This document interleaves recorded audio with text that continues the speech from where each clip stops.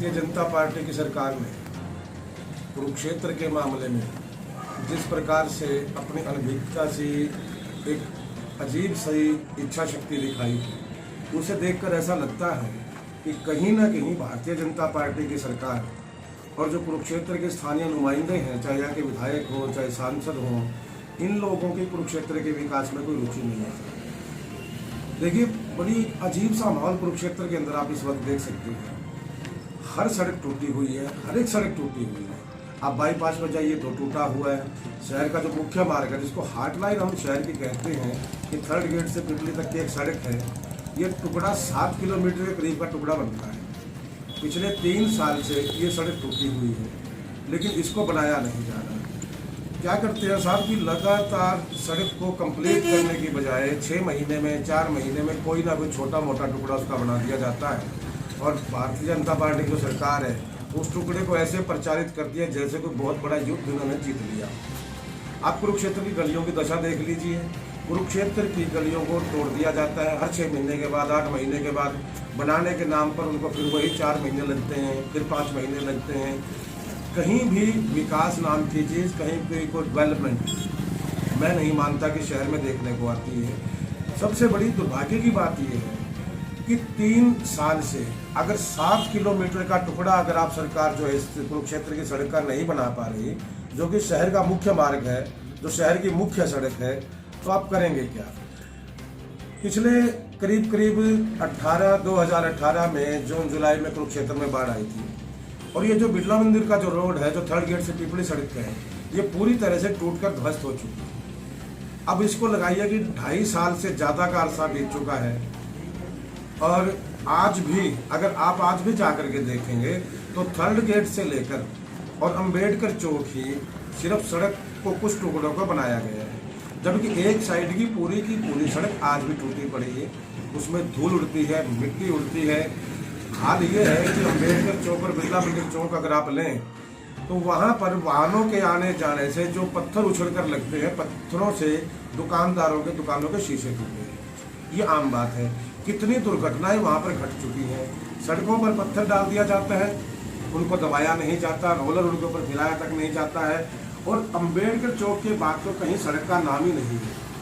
उनके ऊपर थोड़ा टुकड़ा बना देते हैं, बाकी सड़क फिर आज वैसी की वैसी पड़ी हुई है। कहीं भी कुछ भी ऐसा नहीं लगता कि सरकार की नीयत कोई साफ है। मुझे लगता है, जहाँ तक मेरा मानना है, कि यहाँ के नुमाइंदे और हरियाणा की भारतीय जनता पार्टी की सरकार शायद ये तय कर चुकी है कि कुरुक्षेत्र के लोगों का जीना हराम करके रखना है किसी भी तरीके से हो। आप मोहल्ले के अंदर जाइए, वार्डों के अंदर जाइए, वार्डों की गलियां टूटी पड़ी हैं। 4 महीने से गलियों को तोड़ा हुआ है, लेकिन बनाने के नाम पर वहाँ पर कुछ भी नहीं है।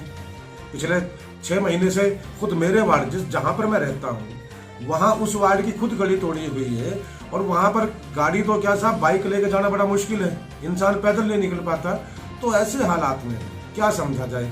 अच्छा देखिए, एक तरफ कोरोना काल के नाम पर प्रधानमंत्री कहते हैं कि कोरोना महामारी से बचाव करना है, दूसरी तरफ वर्ल्ड हेल्थ ऑर्गेनाइजेशन का जो दावा है, कोरोना का एक प्रमुख कारण डस्ट बताई जाती है।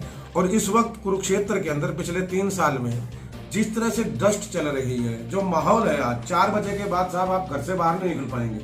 4 बजे के बाद अगर आप घर पर निकलेंगे तो सीधी सी बात है कि सवारी अपने सामान का खुद जिम्मेदार है, यानी कि अपने स्वास्थ्य की खुद जिम्मेदार होगी। एक तरफ सरकार स्वच्छता की बात करती है, गलियों के अंदर गंदगी के ढेर लगे हुए हैं। सड़कों के किनारे आप बाईपास रोड पर जाइए, एक लक्ष्मण कॉलोनी का गंदा नाला निकलता है। आज की ताजा हालात ये हैं कि वहां पर भरपूर मात्रा में गंदगी के ढेर लगे हुए हैं, जो कि शहर का मुख्य मार्ग है। कितने मार्ग हैं? एक सुंदरपुर का फाटक से जो होकर के जो नया पुल है वो मार्ग आता है, दूसरा जो मार्ग आता है बाईपास रोड है, तीसरा थर्ड गेट से पिपली तक का मार्ग है। तीनों मार्गों पर या टूटे पड़े हैं या गंदगी के ढेर हैं।